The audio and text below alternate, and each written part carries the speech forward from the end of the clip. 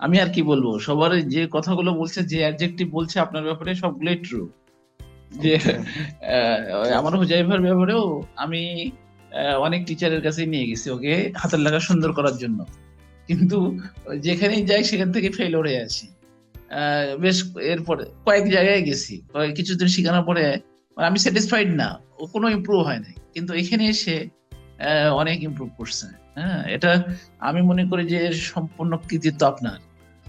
আপনার মানে আমি একজন শিক্ষক, আপনাকে হয়তো এর আগে বলছি আমি বিশ্ববিদ্যালয়ের শিক্ষক, কিন্তু আপনার মধ্যে যে কোয়ালিটিটা আছে, হ্যাঁ এটা সত্যি প্রশংসার যোগ্য।